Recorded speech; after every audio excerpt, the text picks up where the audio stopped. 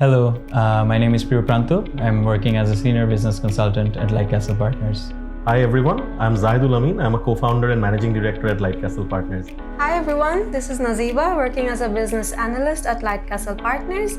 This year, I had the opportunity to be a part of the team for Light Castle's flagship report, the Business Confidence Index. Today, we are going to give you a walkthrough of how the economy was back in 2024, how businesses responded, and the upcoming economic shifts that are probably going to shape Bangladesh in 2025.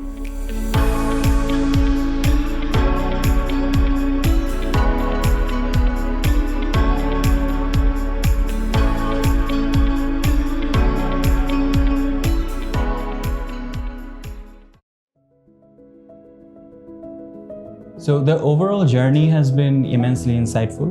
We reached out to over 140 industry stakeholders from within 20 plus industries across the sectors. That process in itself was a bit challenging in terms of getting these individuals' time, syncing it with ours, and basically to complete the data collection process in due time. But having gone through that challenge, it added a lot of value for our report, and I think it would be well communicated to the audience as well. In this year's publication, we have tried to understand how the political shift has had an impact on the overall confidence level among investors, among industry leaders.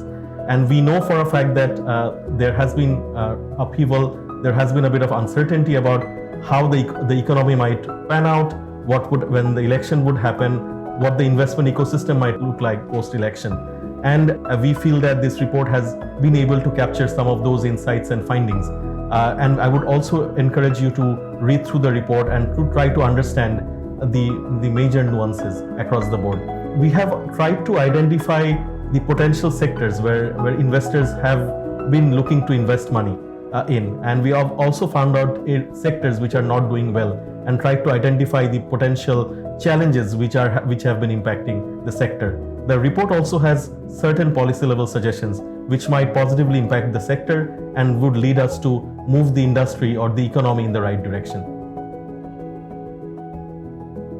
From talking to the industry stakeholders, we felt like there's a need of clarity within the business environment of Bangladesh.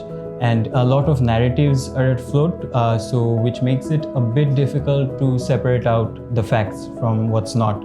One-on-one conversations and targeted fact-finding conversations, particularly with these stakeholders, brings out the gems from the rubbles in terms of the insights, and that's what we've tried to do in this report.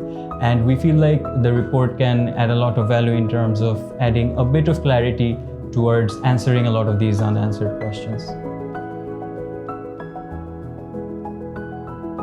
Back in November and December, when we were conducting the interviews, what we have seen among the private sector players, they were a bit cautiously optimistic. Things have definitely improved since then, but back then, a lot of the stakeholders, they were a bit hesitant and skeptical about, business expansion or further investments due to concerns related to policy continuity, law and order situation. Plus, private sector was on an all-time low almost due to a very heightened inflation. But it wasn't all doom and gloom. There were some early signs of recovery. For instance, our forex reserves had started picking up. We were receiving remittances through the formal channels. The LC restrictions were easing up. So these indicators actually gave businesses a little breathing room, so to say.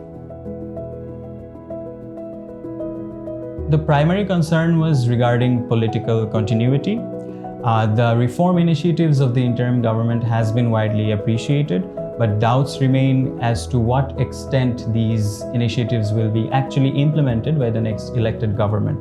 These doubts lead to a wait-and-see mentality from the investor's point of view, both domestic and international, which restricts investment mobilization in the short term. After the political upheaval post-August, we have seen certain upheaval within the economy, particularly in terms of law and order situation. However, the government has been able to stabilize the situation in terms of our economic parameters. The FX reserve has stabilized, the BOP balance of payment situation has also improved due to increases in remittances and also exports. However, economic growth has stagnated to some extent. This might be due to the fact that private investment has not been forthcoming, owing to certain uncertainty and also lack of understanding on the policy continuity part. It would be important to understand how the situation might pan out by the rest of the year, and the report has also shed some light on what the investors or the leaders are expecting in the coming quarters. Kindly go through the report, share your perspectives, and share it with your acquaintances. Thank you.